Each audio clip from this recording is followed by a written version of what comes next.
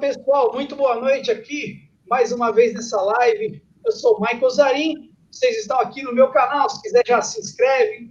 Estamos aqui hoje com Vitor Meyer, nosso jovem professor de Teresópolis aí.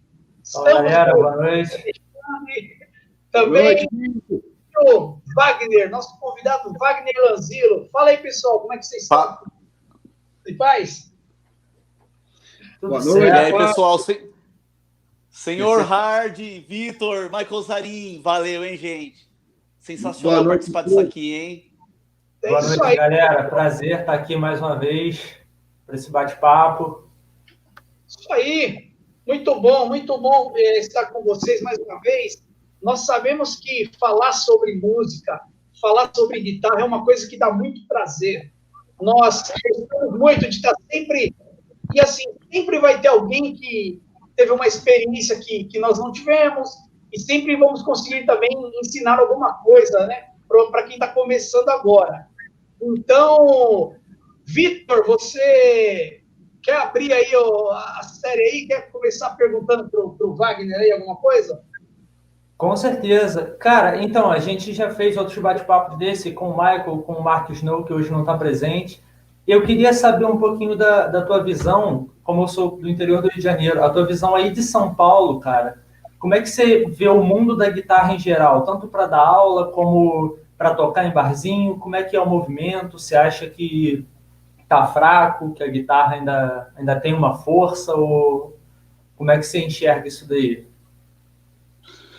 Bacana, Vitor. Inclusive, acompanhei a live de vocês, né? A última, puta bate-papo bacana aí, meu. Tava louco para entrar na conversa, viu? Cara, assim, eu costumo sempre dizer assim, Vitor, eu dou graças a Deus de estar em São Paulo, viu? Eu acho que São Paulo é um lugar das oportunidades, sabe?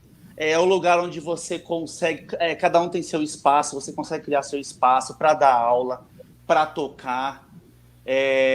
O Hard aqui, o Michael Zarin, que tem as bandas que tocam aí na noite, sabem disso, né?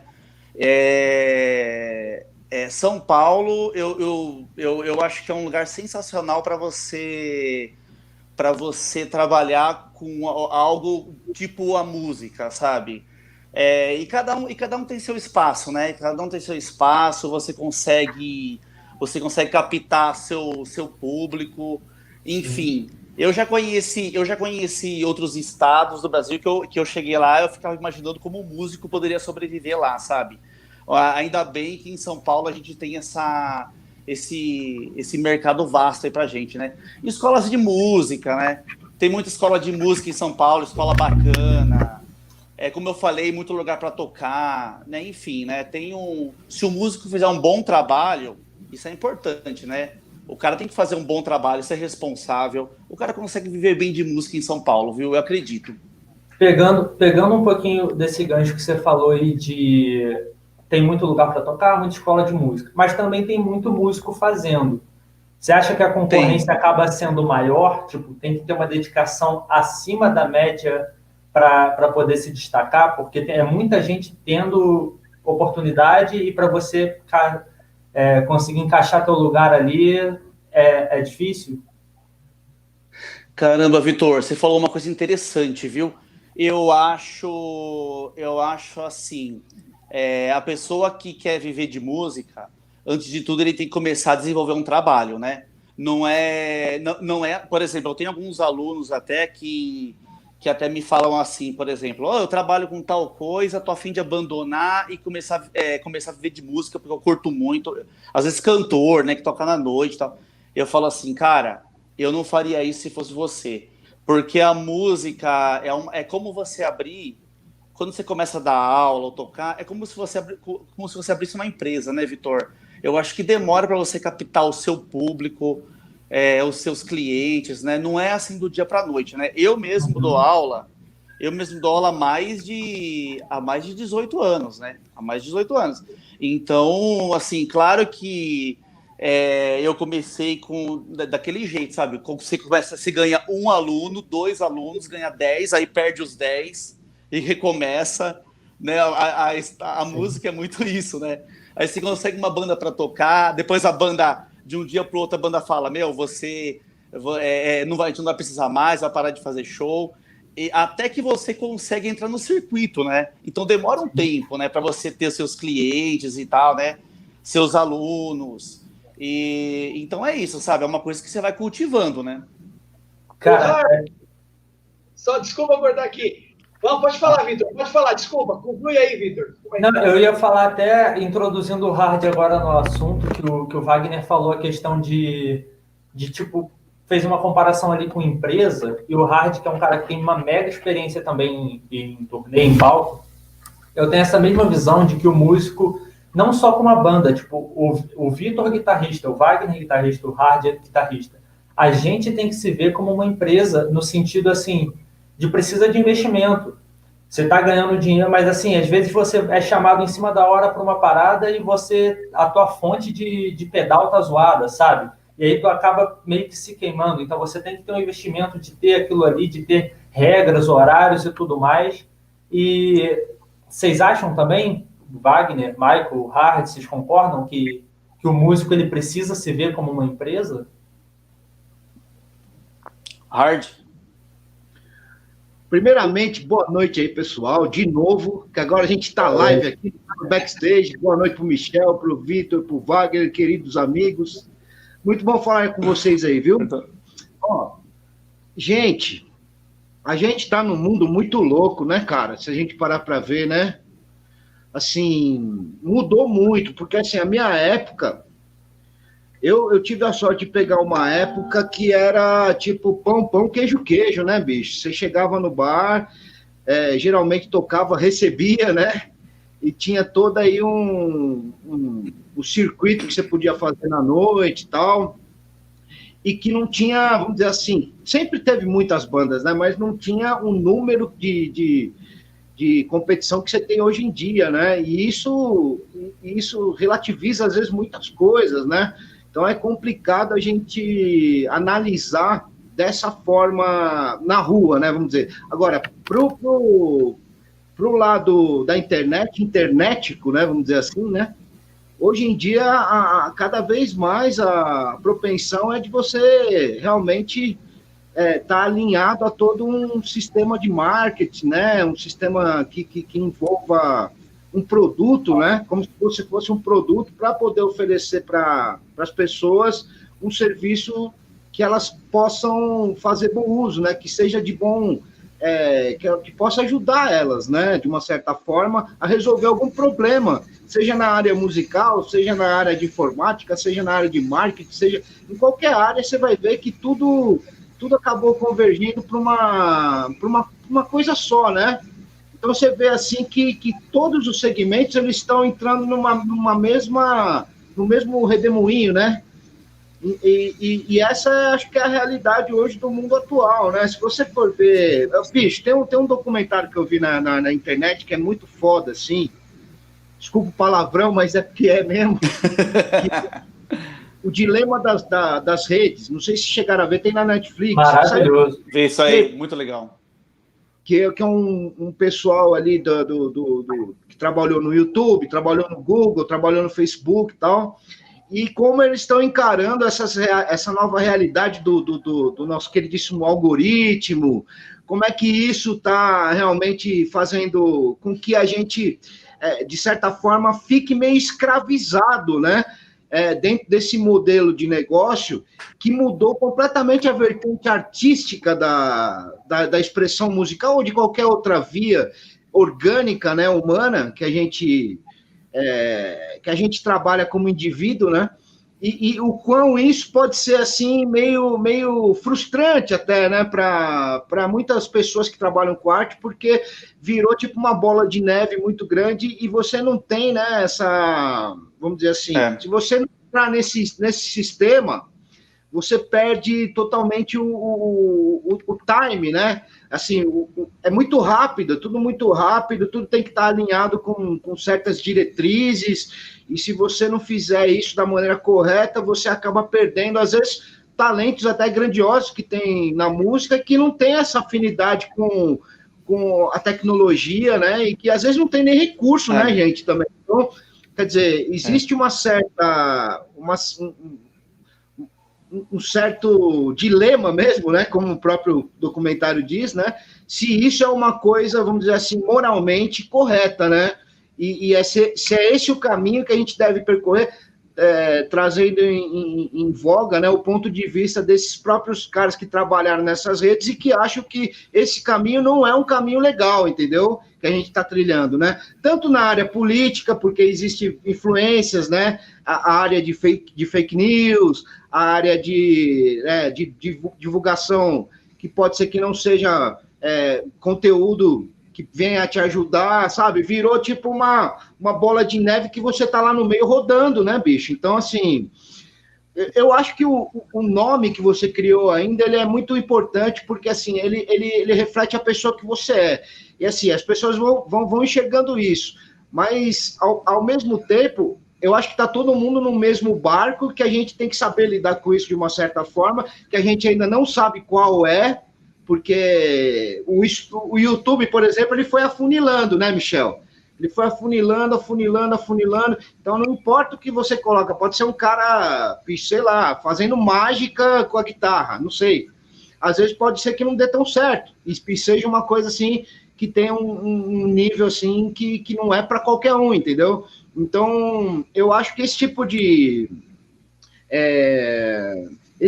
visão, né, dessas empresas, tá privilegiando muito mais o capital, né, vamos dizer assim, do que propriamente os usuários, né? Porque tem um monte de impasse, né, bicho? Você não pode mais falar palavrão, você não pode mais, sabe? Você tem que calcular o tipo de conteúdo que você vai colocar no canal, você tem que, sabe, sempre estar atingindo metas, né? E o objetivo de um músico não é atingir metas, é atingir pessoas, né?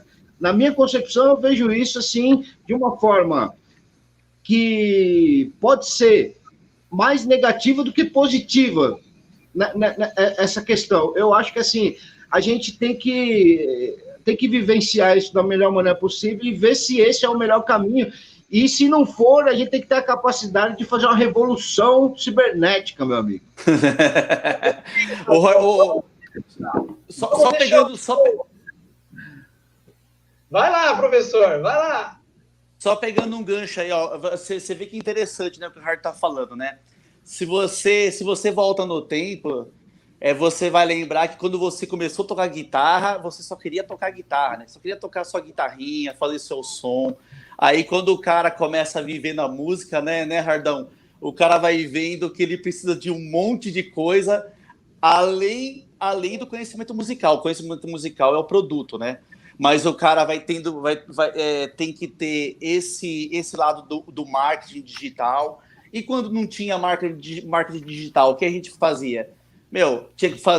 Tinha que ver a banda, às vezes, do brother, para ver se rolava de uma vaga. Eu mesmo saía distribuindo panfleto de aulas de guitarra nos botecos por aí.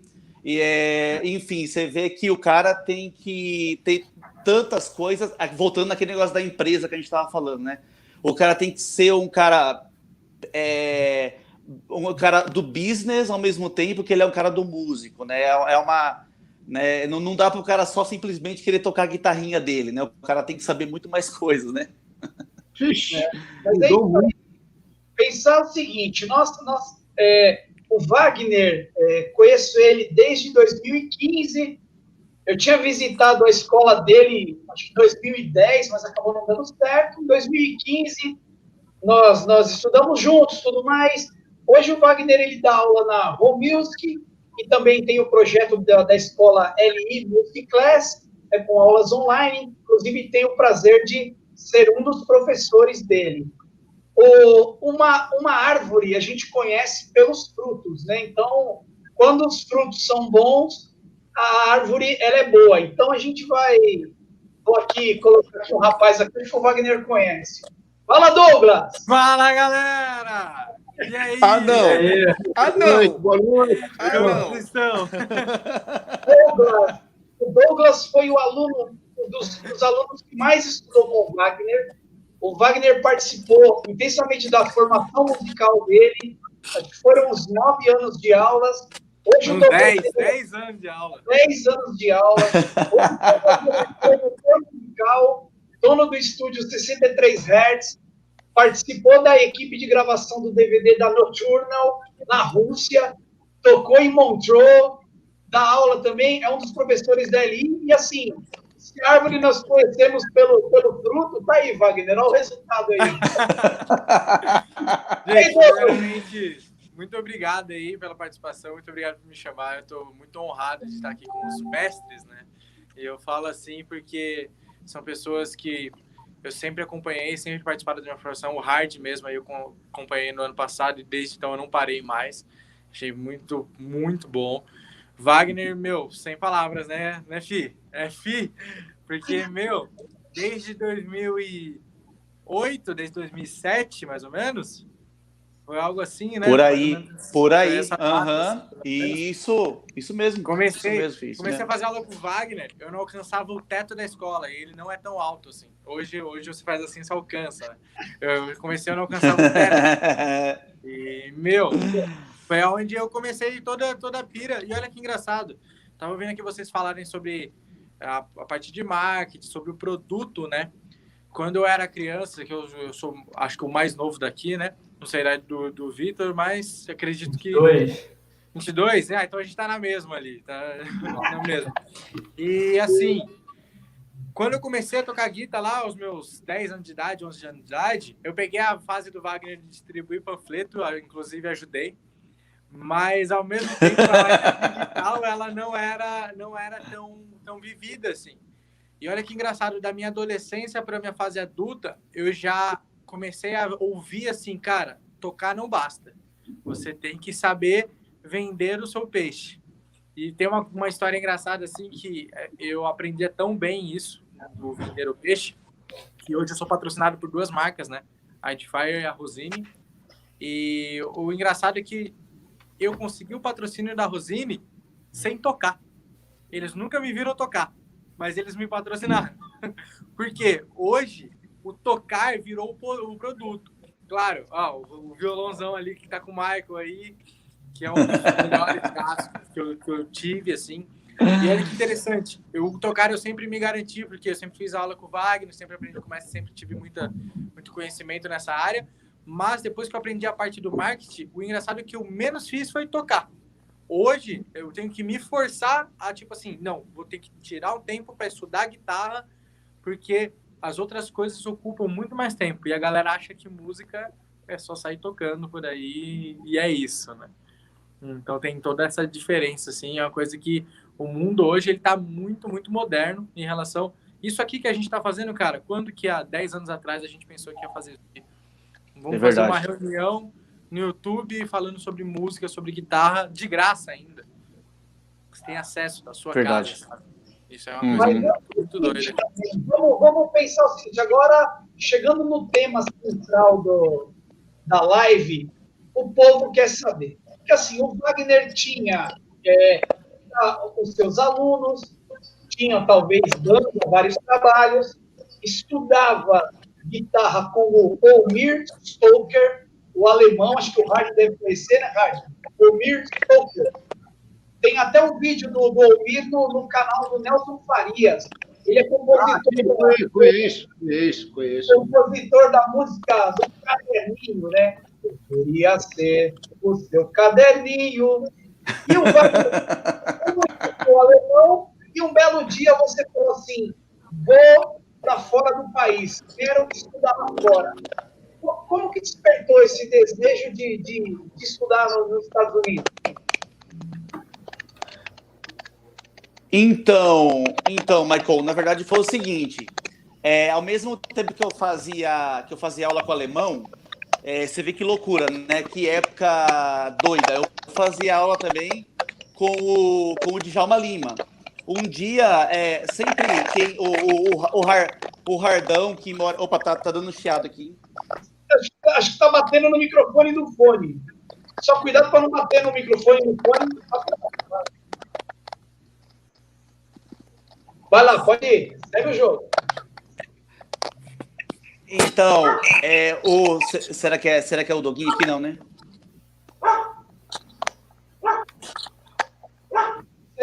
ouvindo um cachorro. Tô ouvindo... Acho que era o É Douglas. o meu cachorro, é o Stuart. Stuart, abraço pro Stuart aí. Então, Obrigado. Parou, Thiago, pode falar, vai. Boa. Então, o Hardão, você, mas que são de São Paulo aqui, vocês devem lembrar daquela época da Teodoro, né? Que todo músico ia para lá, né? Eu lembro que se eu precisava de uma palheta, tô precisando de palheta, ia lá para Teodoro, né? Ia lá, e o que acontece? Lá, a galera tocava na frente das lojas e tal, rolava um monte de som, né? E um dia eu conheci lá o Djalma Lima, um guitarrista de jazz e tal, né? Professor da Cantareira. E o que acontece? Comecei a fazer aula com ele. E, por coincidência, eu também conheci o Lupa Santiago, que é o professor do Souza Lima. Também conheci o Demacá, que já me deu aula lá na ULM também. Então, uma galera que tinha estudado lá no EMAI, né? Então, o que acontece? Nas aulas com o Djalma, ele me falava muito, né, dessas aulas do EMAI, como era lá, que era uma experiência bacana e tal, né? E então eu decidi para lá. Então eu fiquei estudando, depois que eu fiz 2 anos com alemão na ULM, eu decidi trancar minha matrícula lá e fui para o EMAI, contra a vontade do alemão, né? Porque o alemão, ele é um guitarrista 100% brasileiro, né? Então ele não gostou muito dessa ideia, né? De estudar lá no EMAI. Então, aí o que acontece? Por essas influências, sabe? Do Djalma, do Lupa, ou seja, só guitarrista de jazz, né? Eu decidi, então, ter essa experiência para lá, né? Decidi arriscar lá. E então essa galera me deu uma força. Nessa mesma época, eu fazia um curso de gravação, de produção lá no Souza Lima. Aí eu conversava muito com o Lupas, o que eu tinha que fazer e tal, para ir para lá. Eu gostei muito da ideia e decidi ter essa experiência aí. Então, na verdade, foi o seguinte, foi exclusivamente para aprender jazz. Jazz com um professor de jazz americano. Essa foi o meu objetivo no Musician Institute. Legal. Tem pergunta de lá, mas assim, qual que é a diferença que você sentiu do estilo americano de ensinar do estilo brasileiro, vamos chamar assim? Como que eles tratam o tema? Como que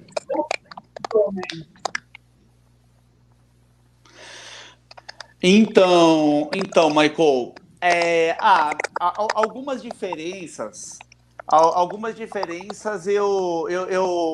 eu senti muito claramente, sabe? Por exemplo, o americano, ele é um cara muito metódico, né, na hora de ensinar, né? Por exemplo, quando eu tive aula aqui com alguns professores no Brasil, talvez eu tinha algumas respostas assim, né? Por exemplo, como que eu faço para tocar isso? O cara falava, vai ouvindo música e tal, né? Vai ouvindo, deixa fluir. O americano, ele é um cara que eu acho que essa produção didática dele é muito mais notória, sabe? Por exemplo, várias aulas que eu ia lá, o método que o professor adotava na aula era o livro que ele mesmo tinha escrito, sabe? Então, todo professor lá, para começar pelo Scott, né? Você vê que o Scott é um grande guitarrista e é um professor excelente, né? Tem livros, tem material didático, e é um cara que eu fiquei impressionado com a qualidade didática como professor do Scott Henderson. É um cara que eu tomei esporro dele, sim, sabe? Ele xinga, ele fica bravo, mas é um cara que ele fala assim, vou te falar, ele olhou para mim e falou, vou te falar o que você precisa para começar a tocar jazz. Aí eu falei, pelo amor de Deus, me ensina, não é assim que toca. Ele falou assim, não, você aprendeu tudo, e não é isso, vai lá. Aí ele começou, né, dava aula, né, ensinava, me passava os temas que ele achava que eram os melhores, que iam contribuir mais para mim, sabe? Enfim, essa é uma das diferenças, sabe? Outra coisa, eu senti que o professor americano, ele tenta ter uma grande proximidade com o aluno, sabe? O meu professor particular lá, ele insistia que eu fosse visitar ele, sabe? Aí eu não entendia muito bem, acabei de chegar, né? Com o inglês meio ruim, sabe? Que até hoje tem um inglês ruim mesmo. Mas aí ele me falava, vem me visitar e tal. Eu falava, mas como assim? Eu não entendia bem. Depois eu falava, putz, será que é isso mesmo? Aí eu ia na casa do meu professor no final de semana, tomava café com ele. Ele ia fazer show, passava para me buscar. Então, sabe, eu senti essa proximidade, sabe, do professor com o aluno muito maior do que eu tinha aqui, sabe? E isso é uma coisa que eu tento ter como exemplo e adotar para mim hoje, sabe? Wagner como professor, sabe? Ter esse contato com o aluno, essa proximidade, essa amizade, sabe? E é basicamente Isso a gente sabe bem. são essas diferenças. É isso aí. Eu montei uma escola com 3 alunos, com os 3 alunos. Isso aí é. Você vê, né? A LI é esse projeto, 3 alunos e. Então, assim, vamos lá. Estamos aqui, ó, com o Jola, Andréa Besteira, Maurício Teixeira, José Camarossi, Manfred. Obrigado aí pela presença, Manfred.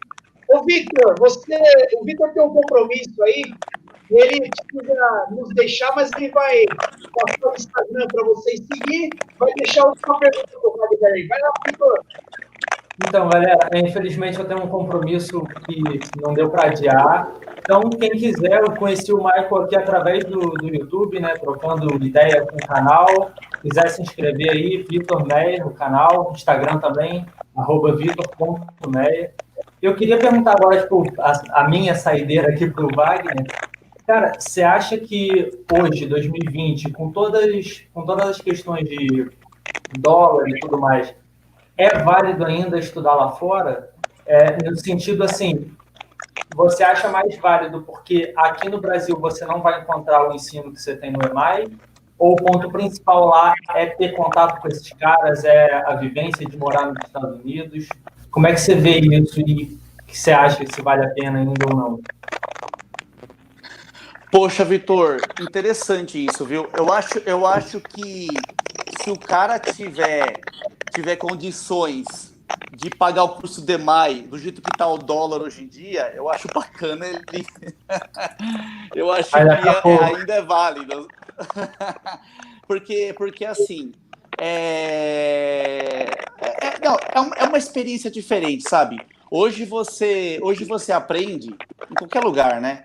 Hoje você aprende em qualquer lugar. Na época que eu fui também, foi em 2007, na verdade, né? Já tinha internet, já tinha um monte de coisa. Também aprenderia muita coisa, né? O acesso já estava bem mais fácil para tudo, né? Lógico, né? Mas assim, se o cara quer ter essa experiência, sabe? Eu acho que ainda é válido, sim, sabe? Eu acho que ainda é válido. Até porque, na verdade, não só para o cara sentar numa sala e falar assim, me dê aula, sabe? Porque o cara vai aprender. Lá no EMAI, os caras dão aula de ensino pentatônica do mesmo jeito que em qualquer parte do mundo também, sabe? Vai ter uma aula de... Se o cara não sabe, ele vai ter uma aula de escala maior de pentatônica. Não é nada muito diferente do que, né, tem qualquer método de guitarra, né? Agora o especial é essa vivência, é esse contato com músicos de todo mundo, sabe? E detalhe, o EMAI é uma escola que não fecha. Ela é uma escola que fica aberta 24 horas. Então, a única regra da escola é se alguém pegar você dormindo na sala, você é advertido. De resto, você é uma escola que você fica fazendo som a qualquer momento, sem pagar nada, se você é aluno, né? Sem pagar nada. Então enfim. Mas também uma outra questão, Vitor, é a seguinte, por exemplo, se o cara quer aprender, por exemplo, jazz, talvez seria um bom motivo para o cara ir para lá, né? Agora, por exemplo, sei lá, o cara, Da mesma forma que o cara que quer aprender música brasileira, ele vem para cá, sabe? Então, é legal ter essa experiência de fazer aula com um guitarrista americano de jazz. O meu professor que me dava aula particular, ele foi guitarrista, ele foi aluno do Joe Pass, aluno pessoal do Joe Pass, guitarrista do Stevie Wonder, sabe, por 20 anos, sabe? Eu até zoava ele, falava que eu tinha visto ele dançar no clipe do Stevie Wonder, sabe? Ele ficava meio envergonhado, assim, sabe? Mas ele é guitarrista do Stevie Wonder, ou seja, é uma vivência diferente, né? Não é, hoje, no Brasil, a gente tem guitarristas do mesmo calibre, né? É uma experiência diferente, né? E outra também que a vida nos Estados Unidos, né? Se o cara consegue ir para lá, também é legal fazer esse intercâmbio e tal, né? É uma cultura também bem diferente, né? Galera, então, infelizmente, eu vou ter que me despedir aqui. Michael, obrigado mais uma vez pelo convite. Hard, mais uma pra gente. Prazer, Wagner, te conhecer. Prazer, Douglas. E até a próxima, galera. Prazer foi meu, Vitor. Fui! Fui! Vamos lá! Vamos pegar o Douglas aqui, ó. O Douglas, ele estudou produção musical fora do país. Como é que foi essa experiência, Douglas? Espera aí. Seu microfone, Doguinha. Agora voltou. Voltou, vai lá, vai, Douglas. Aí. Eu acho que assim, acho que o ponto principal de estudar música fora do país, não tanto produção musical quanto um instrumento, é que lá eles vivem que eles estão estudando. Então, assim, eu estudei produção musical lá, as pessoas que fazem produção musical, elas vivem aquilo, elas vivem a produção musical. Então, assim, tipo, você está estudando lá, cada música que você ouve, você está estudando. E você convive com a galera com o mesmo interesse e o mesmo calibre. Aqui no Brasil, eu acho um pouco mais difícil você achar um pessoal que se interesse tanto, assim, pelo assunto. Lá, eles já são, tipo assim, é cultural você gostar de aprender essas coisas. Então, acho tanto para guitarra, quanto para produção, assim.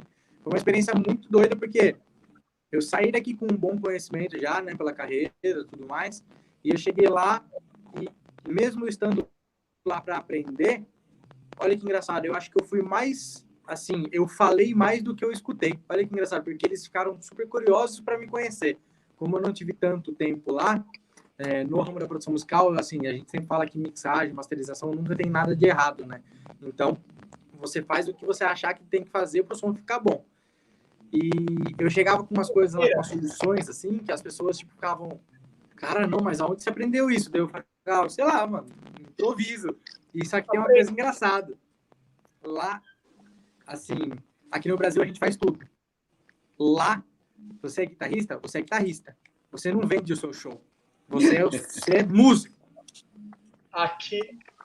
Diz a lenda que lá, até na parte da produção mesmo, tem gente que só passa massa, tem gente que só perde parafuso.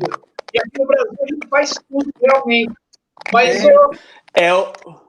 Michael, oi. É o que o Hardão tava falando, pegando o que o Doguinha falou e passando para o Hard aqui.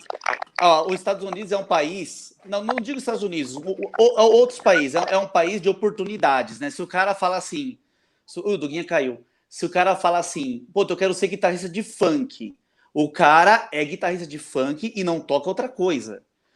O cara quer ser guitarrista de jazz, o cara vai ser guitarrista de jazz. É o que o Hardão tava falando aí na outra live. Falando assim, pô, o Hard toca Malmsteen e às vezes pintava uma oportunidade para tocar na banda de forró e tem que ir. O guitarrista brasileiro, então ele tem que se virar às vezes para ganhar o mês dele fazendo essas coisas, né, Hardão? Ixi, mas eu fiz isso a minha vida inteira, viu, Wagner? O Malmsteen, para mim, foi mais um hobby, né? Porque, na verdade, eu sempre tive envolvido em tocar com outras bandas, né? Toquei forró, violão de dor, com Mandacaru, que era uma banda que tocava junto com Fala Mansa, né? No Remeleixo. Eu fazia violão de dor, fazia a banda da sanfona.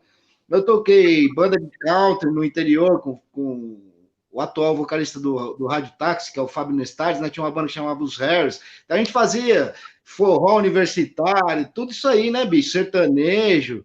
Eu toquei muitos anos também rock, né? Com Nando Fernandes na cena de São Paulo, lá no Bexiga, né? No Café Piu Piu. Fiquei mais de 4 anos tocando lá. Toquei mais de 4 anos na Serra da Cantareira, mais de 4 anos ali na Zona Norte, no Pets Pub. Então, quer dizer, eu toquei a minha vida inteira na noite, né, bicho? Fazendo inúmeras coisas. Mas, assim, tudo totalmente diferente do estilo que eu sempre mais gostei, que, né, essa praia da guitarra mais virtuosa. Isso eu consegui fazer depois gravando um disco com a minha banda, tal, assim, que a gente fez bastante coisa, assim, mas não chegou a ser suficiente para a gente ter para a gente decolar, vamos dizer assim, né, dentro dessa proposta. Mas eu fiz também, né? Além de fazer tudo isso, eu também fiz isso aí, né? Então, tipo assim, você tem que ser meio que um multi-homem, né, bicho? O cara que faz tudo, né? Com autoral, faz som com qualquer pessoa, qualquer estilo. E agora, além de tudo isso, você tem que ser um tipo matemático, né? Mexer com algoritmo e tal. E o lance que o Douglas estava falando da produção, bicho, tem muito a ver com a nossa característica de brasileiro, porque o brasileiro é isso aqui, bicho. Você vai saber quando um trabalho está bom, muito mais aqui do que, né, simplesmente só na parte técnica, né? Então, assim, tem muitos músicos excelentes aqui no Brasil e que usam essa ferramenta aqui, que é a principal de todas, né? E eu já trabalhei com alguns também, inclusive o maior da Europa, né, que é o filho do Roberto Leal, né, que trabalha na TVI lá de Portugal, que é como se fosse uma Rede Globo do Brasil. E ele produz todos os programas lá. E é um cara totalmente isso aqui, ó. Totalmente isso. E ele faz a magia acontecer aqui. Lógico, tem termos técnicos que ele domina, tal. Mas a maioria, o 90% é aqui, bicho. Produção musical é isso. Música é isso. Para instrumento, para instrumentista, para arranjador, para produtor, é isso aqui. Legal. O Manfred está perguntando aqui se vocês conhecem o IGT. Na verdade, até IGT mudou para MT, e acho que o Douglas conhece um pouco, né, Douglas?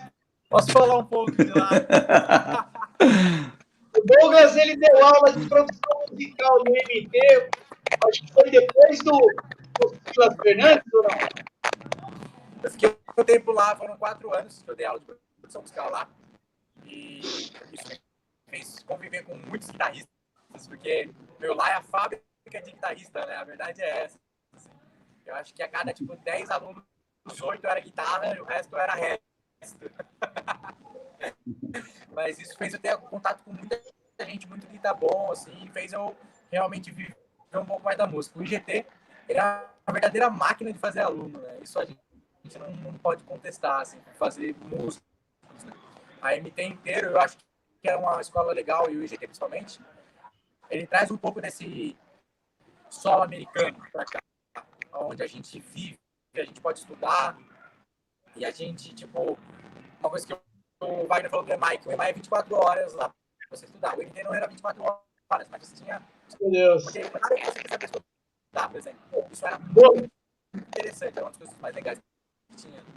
Por isso veio legal. Rapaz!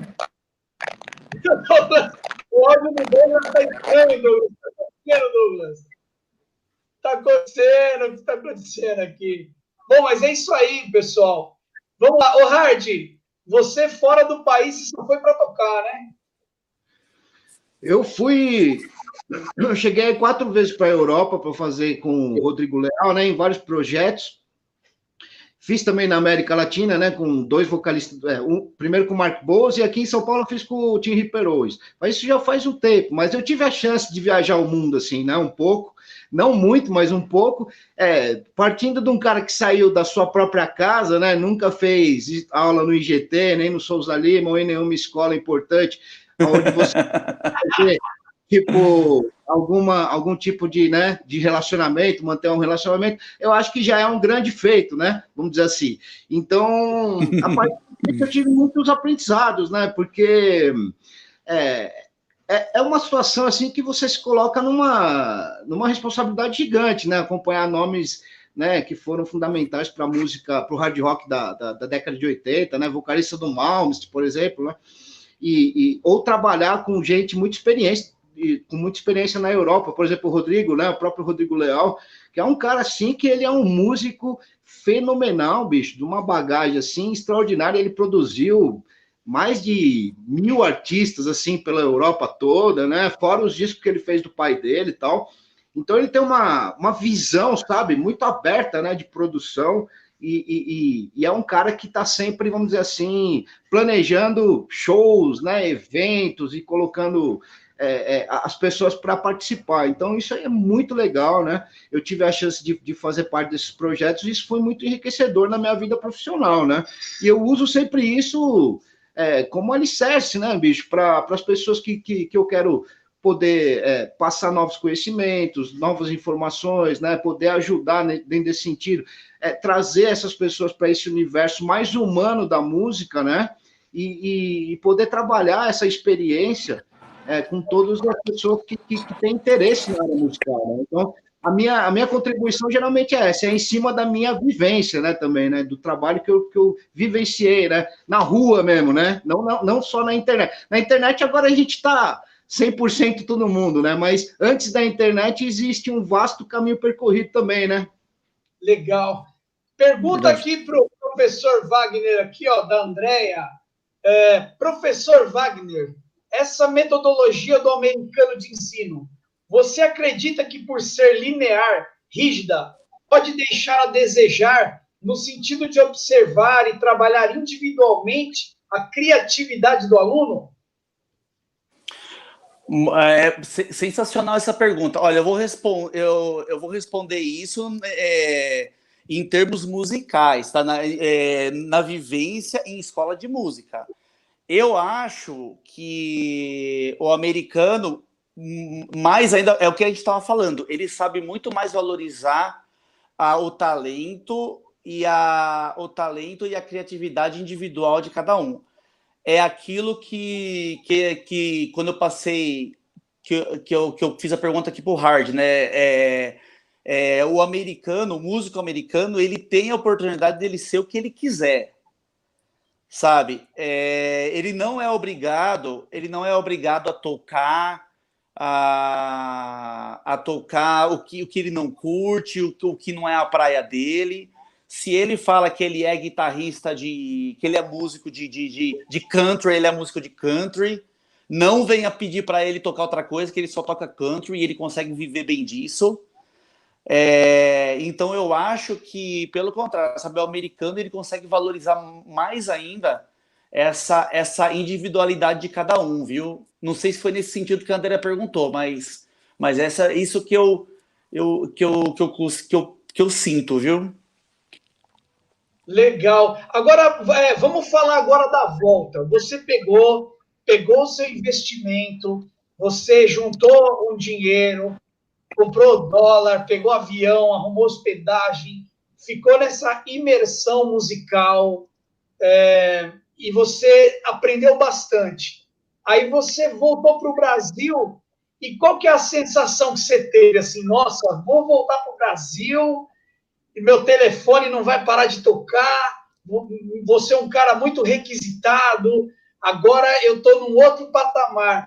Você sentiu que ia acontecer alguma coisa assim? Como foi a volta para o Brasil? Voltei. E aí, Wagner, como foi? Então, um choque, né, Michael? Foi choque. Porque aconteceu justamente o contrário do que eu imaginava. Eu pensava assim, pô, se eu vou para lá, estudo nos Estados Unidos e volto, eu vou ser aqui um cara que estudou nos Estados Unidos. Bacana, né? Que legal, que valoriza pra caramba o meu currículo e tal, né? Mas, por exemplo, quando eu tava lá na escola, as oportunidades, eu percebia que eram muito maiores, sabe? Muito maiores, mas eu digo como estudante do EMAI, sabe? A todo momento no EMAI tem audição, tem lá o panfleto lá, ó, cantora tal, tá precisando excursionar, tá precisando fazer uma audição com guitarrista, baterista e baixista, quem quer, entendeu? Em todo lugar tinha panfleto, procurando banda, procurando músico. Então, é aquilo que eu estava falando. Estados Unidos é o lugar da oportunidade. E quando você volta, não adianta você voltar e falar, puta, minha aula agora vai valer o dobro. Não adianta. É um lugar com uma condição financeira diferente, falando em termos, né, falando de uma forma ampla, assim, né? É um lugar com condições diferentes. Então eu percebia que eu tive essa impressão, sabe? Que o músico lá, ele pode ser músico, sabe? Aqui também pode ser músico, mas o caminho é um pouco mais árduo. Entendi. Pegando esse gancho aí, viu, Wagner? Eu acho que assim, as condições são diferentes e os valores também são diferentes, né? Eu acredito assim, porque assim, cara, quando você quer estudar música ou qualquer outra coisa na sua vida, você não vai falar, eu tô sem tempo. Você só fala, eu tô sem tempo para uma coisa que não é prioridade na sua vida. Isso aí é uma lógica mais racional do que qualquer outra coisa. Quando você fala, eu tô sem tempo. Eu tô sem tempo para estudar isso, eu tô sem tempo para treinar, eu tô sem tempo. Quer dizer que isso não é uma prioridade. E a partir do momento que não é uma prioridade, ela não se torna a coisa mais importante para a sua vida. Ou seja, então quer dizer, os valores fazem muita diferença nessa hora. Valores do que você entende que é ser um músico, de como você vai criar uma escada para você subir os degraus da música, né? Quanto você vai se dedicar para fazer isso, né? É prioridade? Se for prioridade, você tem tempo, porque tudo que é prioridade, você põe um tempo, não interessa, né? Eu fui assim, eu parei de estudar, mano, na sexta série, eu falei, vou tocar guitarra, entendeu? Na minha época, meu pai e minha mãe queriam me matar, né? Mas a prioridade era minha, né?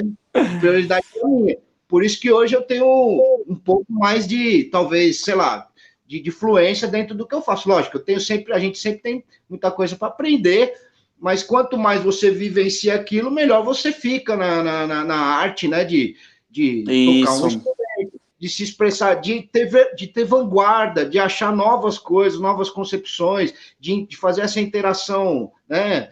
De forma mais excelente, vamos dizer assim, né? Por quê? Porque você está dedicado àquilo, você tem prioridade, né? Em cima daquilo. Então, não é só a questão do dinheiro, porque no Brasil tem muita gente que tem dinheiro, bicho, sabe? Precisa ver se esse pessoal que tem dinheiro, ele quer ter uma prioridade, que ele quer realmente subir os degraus, né? E tudo tem um custo, porque eu não chego na padaria e falo, olha, eu tô sem tempo, né? Eu preciso do pãozinho, mas eu tô sem tempo. Não, eu tenho que pegar o pãozinho e tenho que pagar, né? Então, quer dizer, é assim. Verdade. A vida é feita, né, no modelo do capitalismo, né, bicho? Assim, até que a gente, como sociedade, consiga entender que existem outras bandeiras que precisam ser levantadas antes da gente e fazer a gente repensar isso como um todo, né? Tanto no patamar artístico, no patamar social, no patamar, né, como uma sociedade, né, que interage, pessoas que interagem, que trocam ideias, que saibam debater mesmo tendo opiniões diferentes, sem se agredir, sabe? Porque eu acho que essa forma de interação que faz as coisas melhorarem, né? Aos poucos, mesmo sendo diferente. A gente tem que respeitar a diferença e saber que todo mundo, né, tem um papel aqui, tem um papel de ser vivo único aqui no nosso planeta, né? Eu acho que tem tudo isso, né, bicho? Tem a filosofia, tem a música, tem a política, tem a interação social, o respeito com a diferença. Tudo isso é muito importante para a arte reinar, bicho. Sem isso, exatamente, a arte não reina. Sem isso aí não existe arte. Eu estava pensando aqui outro dia, cá com meus botões aqui, e vocês, eu tenho certeza que vão concordar comigo nesse ponto. A música brasileira, meu amigo, o que era a música brasileira antigamente? Você pegava aí o Gilberto Gil, você pegava o Caetano Veloso, você pegava a Elis Regina, você pegava vários ícones aí do Cartola, vários ícones do samba, de outros segmentos também da MPB, né? Cara, o quão rico é a música brasileira, o quão impressionante é a nossa arte. Sim, e hoje você vê isso resumido a uma verdadeira porcaria, bicho. Um verdadeiro, assim, uma mediocridade absoluta o que transformou a música brasileira, exatamente porque a gente vive num modelo de mercado que impõe que isso seja, vamos dizer assim, passado para frente para que as pessoas possam consumir de uma forma fácil. Mas, se você volta lá para a década de 80, sabe, 70, bicho, você vê o tanto de gente que gostava de música boa, 14 bis, A Cor do Som, você tinha Pepeu Gomes, você tinha Armandinho, você tinha uma gama de artista mesmo, de músico bom, tocando música boa, música que faz a pessoa sentir, não faz a pessoa ficar jantando e ouvindo uma baboseira de chapéu de touro, né, bicho, assim, né? Ou seja, quer dizer, tinha muito... O padrão da arte decaiu muito, e quando você vê uma sociedade pobre, é porque o padrão da arte decaiu. Isso é uma coisa clara, bicho. A gente tem que entender isso. Quando a sociedade está pobre aqui, ó, pobre aqui e aqui, é porque a arte está horrível. Isso é uma coisa que a gente pode debater também. E eu acho que vocês devem ter a mesma visão que a minha, né?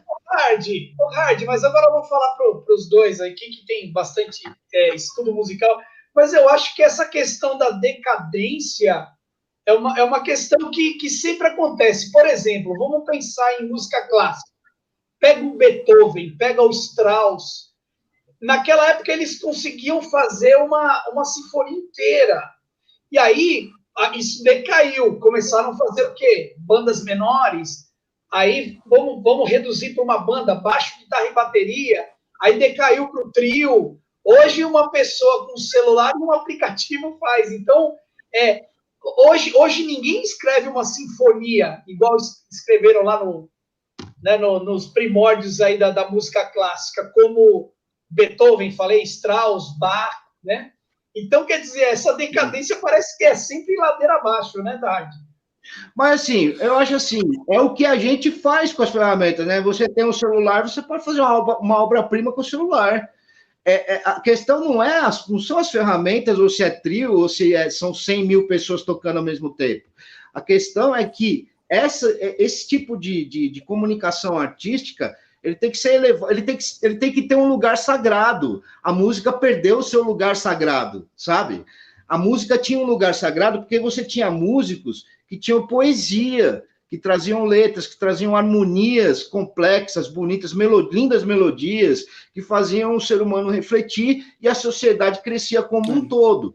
Não são as ferramentas, eu acho que é quem usa a ferramenta e é a questão do mercado. O mercado impondo uma regra, uma situação que as pessoas acabam entrando dentro dela sem ter a consciência de que elas estão fazendo, o que elas estão fazendo é empobrecer o seu próprio povo, o seu próprio país, sabe? Isso eu não estou falando só do Brasil, não, cara. É do mundo inteiro. É do mundo inteiro. Não tem esse negócio de Brasil. Brasil, ser humano, bicho. Ser humano, você vê fascista na Alemanha, você vê fascista na Itália, nos Estados Unidos, em vários lugares. Você entendeu? Não é só no Brasil. A arte perdeu o seu lugar sagrado. A arte não é brinquedo de bobo, bicho. Essa que é a verdade. Entendeu? Vai lá, professor Lanzilo. Ô, Hardão, só voltando um pouco no que você falou, né? Agora há pouco você mencionou Cartola, Tom Jobim. Você sabe que eu tive, por exemplo, falando de novo lá quando eu cheguei lá nos Estados Unidos, né? Eu percebia que a galera de lá tinha um carinho pela música brasileira tão enorme, assim, sabe? Talvez o carinho que eu não tinha, sabe? Talvez o carinho que eu não tinha. Tinha professores americanos lá que eles tocavam música, eles falavam para mim assim, ó, essa aí você conhece, hein, Wagner? Falava para mim assim, eu falava assim, não. Eu falava. Aí ele falava assim, é de tal cara, essa aqui é tal. Eu falava assim, meu Deus. Então você vê que, assim, talvez alguma coisa que eu falei hoje aqui deu a entender que eu tô decepcionado com o Brasil, mas assim, comparando os dois países, assim, claro que, sabe, eles têm muito mais recursos, mas eu sou orgulhoso de ser brasileiro, não vivo mal como músico, lógico, né? Mas eu percebi que aqui parece que a gente foi deseducado, sabe? A gente a molecada de hoje em dia conhece coisa boa. Não vou dizer que não, bandas de rock bacanas e tal, mas, por exemplo, fala para uma nova geração de Tom Jobim, de Cartola, de Choro. Não é? É verdade, pai. Deixa eu te falar. E essa pergunta que o Michel fez até era um gancho para mim te fazer essa outra pergunta que você acabou já respondendo antes de eu fazer, né? Que era qual a impressão que os caras que tinham lá nos Estados Unidos, onde você foi estudar, tinham da música brasileira. Você entendeu?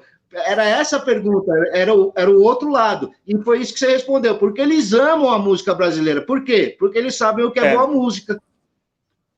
Hardão, e eu te falo mais, lá no EMAI, olha que orgulho para nós brasileiros. Lá tinha uma matéria chamada Brazilian Jazz. Brazilian Jazz.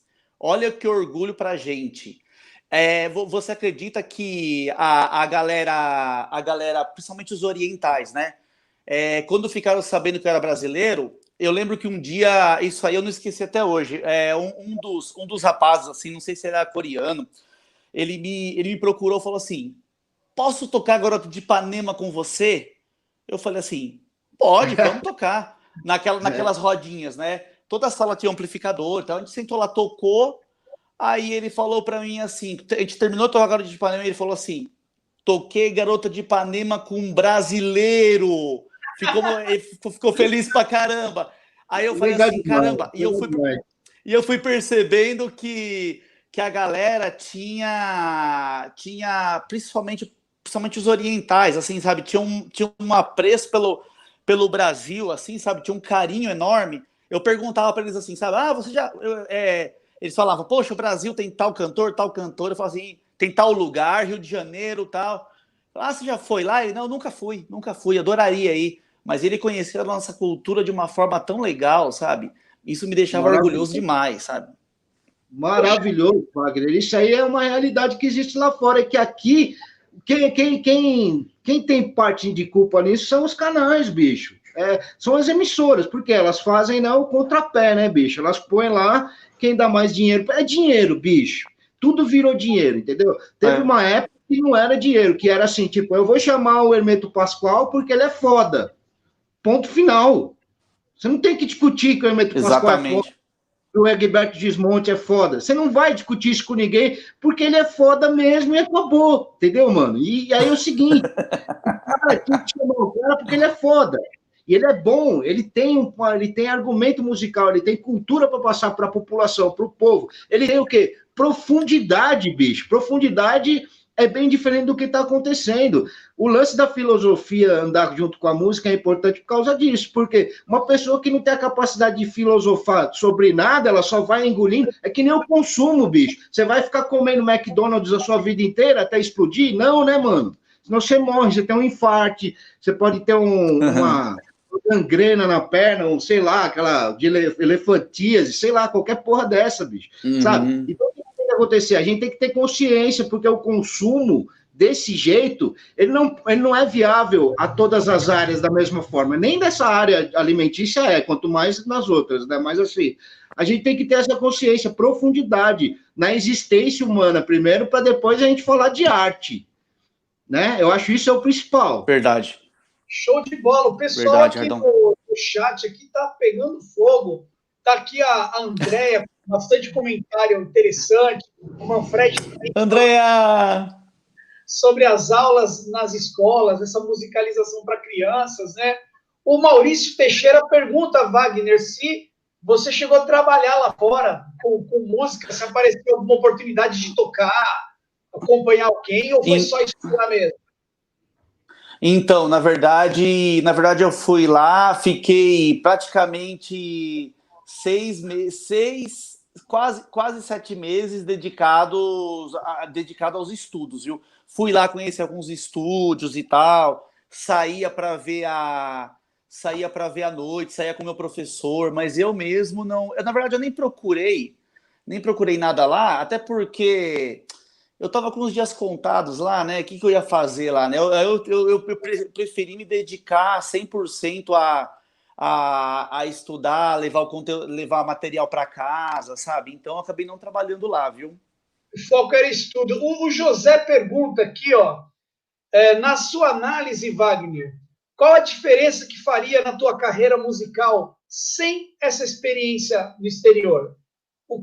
Teria alguma diferença para você? O que já fez essa reflexão alguma vez? Poxa, aí o José me pegou nessa, hein? Poxa vida. Agora, era um momento que eu tinha que ir para lá, sabe? Era o momento certo, é o momento que marcou. O Hardão acho que caiu, hein? Era o momento certo, o momento que marcou minha vida. Eu acho que eu como músico, como a minha capacidade de compreensão musical, assim, acho que melhorou, deu um salto de 10 anos, sabe, quando eu fui pro EMAI. Então eu acho que fez total diferença, viu? Total diferença. Mudou muito minha visão, não só minha visão da música, mas como um músico, como a profissão de músico, sabe? Meu professor me dava muitos conselhos, né? Até porque ele era um guitarrista bem sucedido, sabe? Me dava conselhos de como administrar meu trabalho, de como ir atrás. Então não foi só estudos musicais, né? Foi um aprendizado para a vida toda. Pô, legal, Wagner, show. O Cinei perguntando aqui, ó, como foi sair do Brasil para tocar no EUA, mas na verdade foi para estudar, ensinei. O Cinei, ele faz parte da bancada aqui, teve um contratempo. E aí, tá fazendo falta aqui, Cinei. Wagner aqui dizendo aqui, ó, o Wagner é um professor incrível, um guitarrista muito talentoso, exemplo de dedicação e seriedade. Um grande prazer ouvi-lo. Wagner, seja bem-vindo. Wagner, irmão. Irmão, agora eu quero entrar no outro tema. Brother. Eu quero entrar num outro tema com o Wagner, que é o seguinte: quem conhece o Wagner sabe que ele tem uma técnica peculiar de palhetada. Na verdade, ele usa um dedal e os outros dedos ficam soltos para fazer o fingerstyle, coisa que os guitarristas gostam muito de usar a palheta. Como que começou essa questão aí, Wagner? Como que você acabou se machucando como? O que você fez para se acidentar, no caso, acidente de trabalho, assim, e ter que mudar o estilo de tocar? Então, na verdade, foi porque antes eu só tentava tocar Malmsteen, né? Se eu conhecesse o hard nessa época aí, talvez teria feito aula com o hard, sabe? Treinava paletada, ou seja, eu levei meus dedos à exaustão total, sabe? Não aquela coisa, né? De treinar e sem nenhuma responsabilidade, talvez, digamos assim, vai. Um excesso de treino, né? Então eu peguei uma tendinite em um dedo, na verdade. Em um dedo, só nesse indicador, que eu não consigo segurar a palheta direito. Então comecei a optar. Na verdade, esse professor do EMAI, o Richard, ele usava uma dedeira também para tocar jazz. Eu falei, poxa vida, que bacana. Acho que eu vou experimentar isso aí. E tô até hoje acostumando com isso. Para quem conhece o Wagner, sabe que quando ele pega para utilizar essa técnica, é algo incrível, realmente é maravilhoso. E quem foram os figurões que você teve de professor lá fora, assim, dos guitarristas, assim, capa de revista, guitar player? Quem que você viu, assim? Um foi o Scott Henderson, né? Quem mais? Então, foi o Scott, era o cara que eu estava muito ansioso para fazer aula, né? Aí foi legal pra caramba, fiz as aulas com o Scott lá. Na verdade, o Scott sempre dá aula em grupo, né? Nunca é aula individual, né? Às vezes você tem sorte de pegar só ele na sala. Mas, enfim, agora um cara que eu fiquei impressionado de ver tocar foi o Brad Garcett, né? O Brad Garcett era um guitarrista dos anos 80, daquela banda Nelson, né? A banda Nelson, uma banda da galera... o pessoal calça de couro, assim, né? Aquela banda dos anos 80, né? Eram Cabeludão. dois irmãos, né? Os irmãos Nelson, né? Isso! Então, o Brad Garcia tocava lá, mas hoje em dia ele é um baita guitarrista de fusion, né?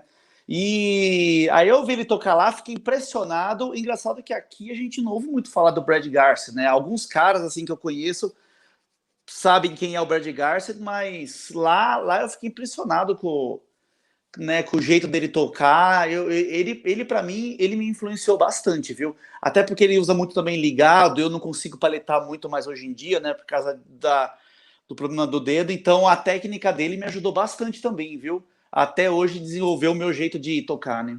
Quando você sentiu aquela dor no braço, você falou, opa, acendeu a luz amarela. Você fez o quê? Correu no médico? Teve... Ou você chegou a ficar preocupado de dizer assim, puxa vida, meu sonho acabou. Acabou meu sonho. Queria ser músico, guitarrista e cheguei no fim da linha. Você chegou a ter essa sensação? Michael, certeza, viu? E engraçado que essa dor apareceu, eu lembro bem, é de um dia para o outro, viu? Foi de um dia para o outro. Terminei meu exercício do dia, guardei minha guitarra, tal, fui dormir. No outro dia acordei com uma dor absurda e a dor não saiu mais. Tendinite é uma coisa engraçada, né? Eu usei tala, fiz aquele tratamento de choque e tal, fisioterapia e tal, mas não voltou, viu? A dor persiste aqui. A única forma que eu achei é não forçar o dedo que está comprometido, entendeu? Aí, ou seja, eu já tinha conversado com outros professores, sabe, com outros músicos, caras que tinham tido problemas bem piores, sabe? O próprio alemão, sabe? O alemão falava que ele já tinha reiniciado a técnica dele umas 2 vezes na vida, sabe? Aí eu falei, não, é isso aí mesmo, não adianta chorar. O músico é como um jogador de futebol, né? O jogador de futebol vai lá, tem lesiona alguma coisa, tem que fazer fisioterapia, tem que se adaptar a isso. Então o músico ele tem que ir se adaptando, né? Não adianta chorar, né? Vai se reciclando. Aqui, ó, eu tô gostando bastante aqui do chat, aqui, ó, Wagner. Gabi Nalon, quer virar jazzista em um mês? Wagner te ensina. Ensina mesmo, tá aqui o Ricardo Aparecido Ferreira Rick. Mestre. E o Fagner diz aqui que a Alice pediu para dizer que adora ter aulas com o Guinho. Realmente é um professor muito bonzinho. E tem aí uma gama de alunos e tudo mais, né? É isso aí, o pessoal, manda perguntas aí. O Manfred, ele perguntou lá atrás se a gente já tinha tocado alguma vez na rua, em praças e tudo mais. Vocês não sabem, até vou dividir com quem é da LI, dos membros, sabe que a gente tinha um sonho de fazer o LI on the road. Eu queria montar um equipamento que é sem energia elétrica de bateria, e nós iríamos tocar numa praça, em alguma coisa. Vários guitarristas. Infelizmente, até o Bruno, que estava aqui com a gente acabou deixando esse projeto de lado. Mas vamos retomar uma hora o LI on the road. Aqui, ó, Urbano Filho, vamos lá, ó. Acredito que estudar no ZEUA, sem dúvida, pode ser uma experiência incrível, mas acredito que no Brasil existem professores muito bem capacitados, sem a necessidade. Concordo, Urbano, concordo plenamente. Nada, eu acredito que a realização de um sonho. Quando eu era mais novo, que eu ia na Teodoro Sampaio também, e sempre quando tinha alguém que tocava bem, tinha esse papo de que tinha estudado fora, ou que fulano voltou dos Estados Unidos, voltou tocando muito. Existia uma atmosfera das revistas Guitar Player, Cover Guitar. Então, todo mundo que teve a oportunidade de sair do Brasil, quem conseguiu realizar esse sonho foi. Mas hoje, realmente, você pega aí, ó, começando pelo Wagner, você pega o Hard também, você não tem nada que deixa a desejar lá fora. E muito pelo contrário, realmente, né? Concorda, Wagner? Aqui no Brasil dá para estudar guitarra tranquilamente na Home Music, na LI Music Class. Então é isso. Vamos aí. Concorda, Wagner? Sem dúvida, sem dúvida. Não, você citou aí dois bons exemplos, a LI e a Raw Music, aqui ó, na Zona Oeste de São Paulo. As aulas acontecendo a todo vapor. Agora o Urbano, ele é assim, eu concordo com ele, sem dúvida. Hoje em dia, até porque o mundo está muito globalizado, né? A informação hoje em dia corre de um jeito que é uma forma impressionante, né? Agora tem uma coisa, por exemplo, quando você... É aquilo que eu falei agora há pouco pro Hard. Quando você quer estudar uma música brasileira, se você quer aprender música brasileira, se você tem a oportunidade de estudar com um brasileiro, um músico brasileiro, que toca música brasileira, é uma experiência fantástica. Então, na verdade, talvez essa diferença, na verdade. Quando você... Eu tive o desejo de estudar jazz americano. Então, quando o cara tem a oportunidade de estudar jazz americano com um músico de jazz americano, um americano, é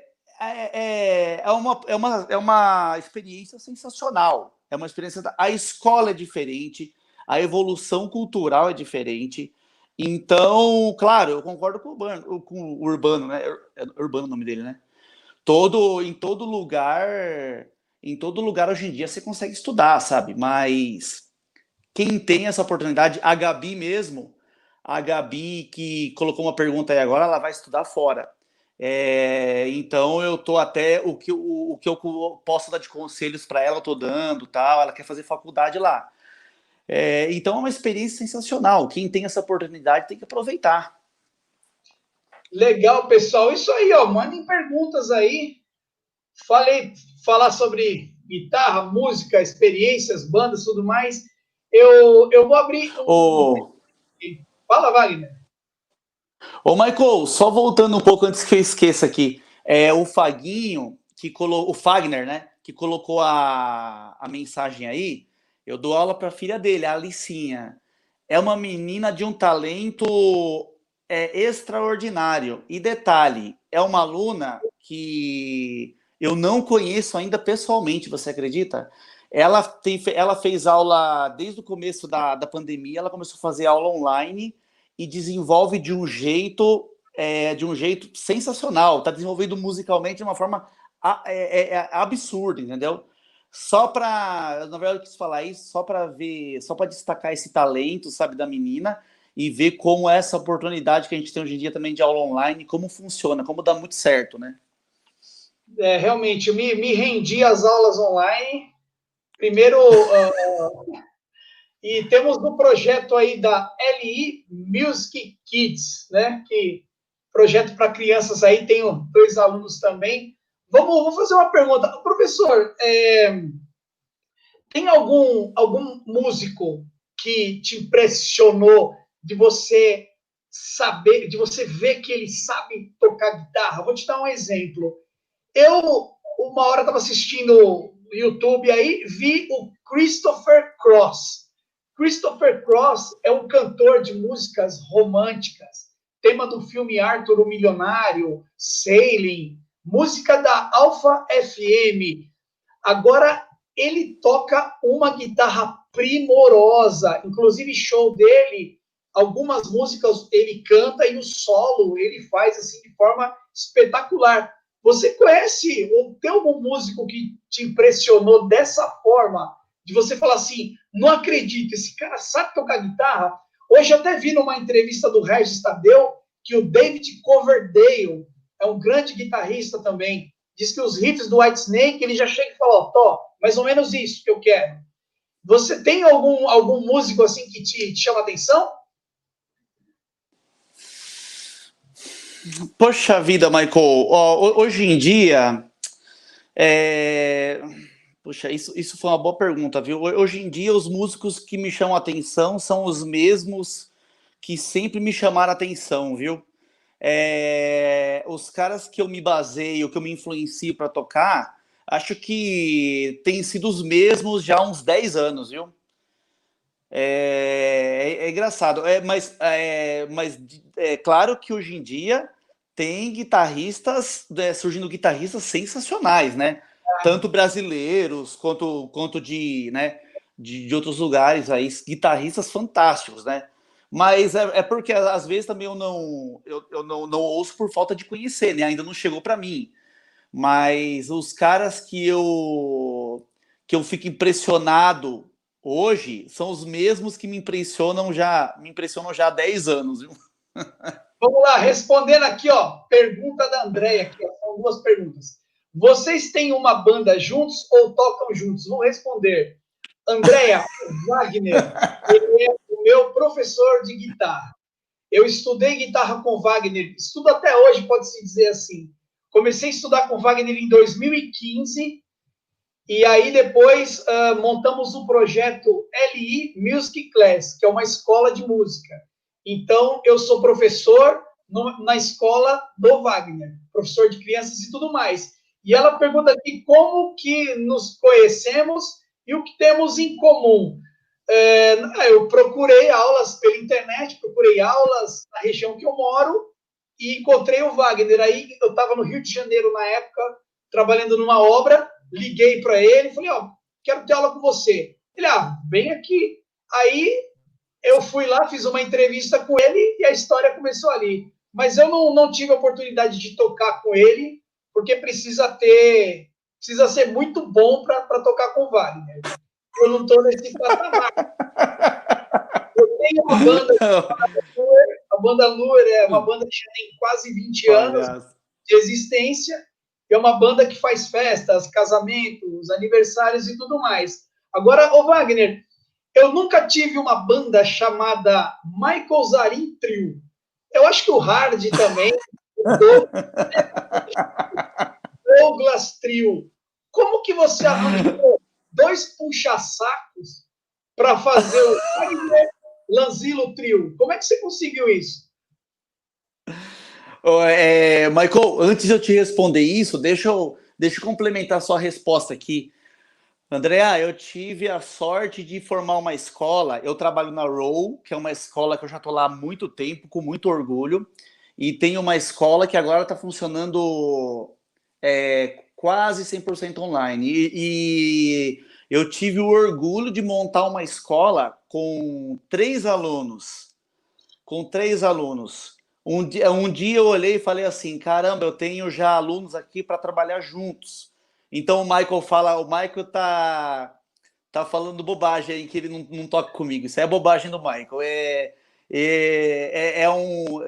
Eu tenho 3 profissionais eu tenho a honra de ter 3 profissionais trabalhando comigo. O Douglas, o Michael e o Adriano, que me motivaram a montar uma escola. Isso eu tenho orgulho. Agora a coisa do Wagner Trio foi um lance para tocar em restaurante, né? Foi, na verdade, o maior objetivo do Wagner Trio foi isso, né? Mas acabou ou seja, tocar jazz não é a forma mais fácil de você conseguir trabalho para tocar, né? Então eu pensei assim, poxa vida, se o meu objetivo é grana, então você pode tocar sertanejo, que sertanejo tem um mercado bacana aí para tocar, né? Tem muito trabalho. Fui tocar outras coisas, sabe? Mas o trio foi bem legal. E é uma forma também de você se manter nativa, né? Você tocar o que você gosta, né? Não, o pessoal tocava muito bem, realmente tocavam os standards de jazz, e eles foram 3 amigos que resolveram tocar um jazz, né, fazer alguma coisa até diferente no Brasil.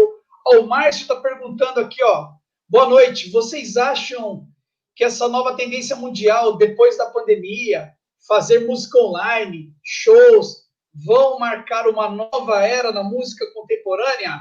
Vai lá, Wagner. Não tem como segurar isso. Na minha opinião, a gente está vivendo uma fase especial, eu acho. E tanto é que a gente está conversando aqui agora, né? É igual os meninos falaram no começo da nossa live, né? Quando a gente podia imaginar isso, né? Que a gente ia fazer uma live, uma reunião com tanta facilidade. Convidei alguns amigos aí, alguns alunos. Então, eu acho que essa coisa de fazer live, shows virtuais, produzir música à distância, sabe? Hoje em dia é uma realidade que a gente vai ter que conviver com isso. Vai ter que conviver com isso. E eu acho que só abre caminho, né? Só abre caminho. Tanto é, igual eu falei agora há pouco, a escola está funcionando online. A gente pode dar aula agora para qualquer parte do mundo. A LI tem alunos do Japão, tem alunos dos Estados Unidos, tem aluno, né, do interior de São Paulo, pessoas que seriam impossíveis de estudar com a gente, né? Então, eu adoro essa nossa tecnologia. Se a gente souber canalizar isso, a gente só tem a ganhar. É verdade. Eu sinto assim um pouco porque a banda que eu toco, ela tem assim uma veia muito forte da interação. A gente precisa do público como um sétimo elemento. Nós somos em 6 e nós, inclusive, nos alimentamos dessa energia do público em geral. Então, assim, para o mundo virtual, eu andei fazendo algumas lives no Facebook com violão e voz, e até tem no canal aqui, ó, 2 vídeos com trechos dessas lives, né? Mas é uma coisa estranha, porque você tá cantando, você tá olhando uma tela e você não tem aquela troca com o público. Você vê, às vezes, número, 20 pessoas, 15, 30, 20, 15, e fica oscilando o tempo todo, as pessoas saem, voltam, e você tem que estar focado. É muito diferente a abordagem aí da música online. Eu vejo que o pessoal até está um pouco até saturado de dizer, eu não aguento mais, todo mundo fazendo lives. Essa nossa oportunidade aqui é de, pensem comigo, quando que vocês teriam assim um bate-papo com 3, 4, 5 pessoas e vocês puderem interagir, perguntar, como se estivesse aqui com a gente. Se fosse uma mesa de reunião, por exemplo, a gente não teria esse recurso. Então, essa modernidade, essa live tá muito interessante, né? Então, é isso aí, ó, dizendo aqui, ó, como eu moro na região, prefiro aulas presenciais. Eu também tive a oportunidade de tocar blues com o José. Parabéns, José. Isso aí. José. Ô, Michael, agora só complemento. O Rick, ele é seu aluno, Wagner? O Rick aqui, ó. Do Adriano. Legal, pô. Legal, Rick. O Rick Michael Zarin, só complementando uma coisa que você falou aí. O ideal é que uma coisa não anule a outra, né? A gente está vivendo numa época de pandemia, né? Então, a gente está fazendo quase tudo 100% online. Mas a galera... quase tudo online. Mas a galera vai querer voltar para ir a restaurante, vai querer sair, vai querer ver show. Então, o ideal é que isso que a gente está vivendo agora complemente o que a gente já tinha, né? Então, eu acho que isso que você falou da banda, do show, isso é uma coisa que a gente nunca pode perder. É isso aí, não podemos perder a interação, mas as pessoas vão arrumar e uma hora vai sair a vacina. Maria Júlia, aluna de violão do Wagner aqui, ó, chegando. Wagner Lanzillo, meu mestre, minha inspiração, obrigado por sua paciência comigo. Maria Júlia é engenheira civil também, né, Maria Júlia? Colega de profissão. Estamos aí no Sindicato da Construção. Exatamente. Obrigado por estar aqui, Maria Júlia. Fala aí, tem que ter paciência com a Maria Júlia, Wagner? A Maria Júlia é demais, Michael. Ela é energia lá em cima, um talento, um ouvido. Antes de eu passar a música para ela já sai tocando. A minha aula com a Maria Júlia é difícil, viu? É difícil por causa disso. Antes de eu passar, ela já sai tocando. Aí não dá graça da aula, né? Isso... ai, ai. Ela já entende a coisa. Antes de eu explicar, ela já entende a coisa e já sai tocando. Aí fica difícil. Mas complica a vida do professor, entendeu? Mas... a Maria Júlia é sensacional, sensacional. Na verdade, mas é isso aí, pessoal. A gente está tendo essa oportunidade aí, até inclusive o Wagner, quando eu fiz aula presencial com ele, assim, eram aulas semanais, e depois que eu passei da aula na LI, é muito difícil encontrá-lo, né? A gente se fala mais via WhatsApp, então, estamos aí, ó, Maria Júlia dizendo que mentira, que nada. Mas então, essa interação, né, do professor com o aluno, então é isso. A modernidade está aí para a gente utilizar. Aulas online hoje são uma realidade, é impossível correr disso. O José falou que gosta de aulas presenciais. Eu também adoro, gosto de estudar presencial. E aí, quando surgiu a pandemia, eu foquei totalmente no YouTube, né, nos meus vídeos, nas minhas aulas de violão. Pessoal que não conhece e quiser assistir, tem vídeos aí, violão para iniciantes, aulas de ritmo e tudo mais.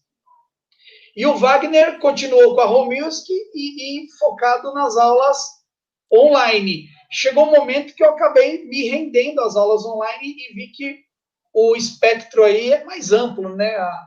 Então é bem legal. Mas é isso, pessoal. Então vamos encerrar por aqui. Wagner, manda um recado para o pessoal aí. E vamos encerrar essa live. Foi um prazer estar com vocês. O pessoal que segurou até agora aí. Foi muito legal mesmo. Fiquei muito feliz aí pela presença de vocês. Michael Zarin, gratidão, viu? Gratidão aos meus alunos aí que mandaram perguntas, que participaram. Brigadão aí pro Hard, que acabou caindo aí, Doguinha, o Cinei, o Vitor. Obrigado mesmo, foi uma experiência sensacional, viu? A gente precisa repetir isso algum dia.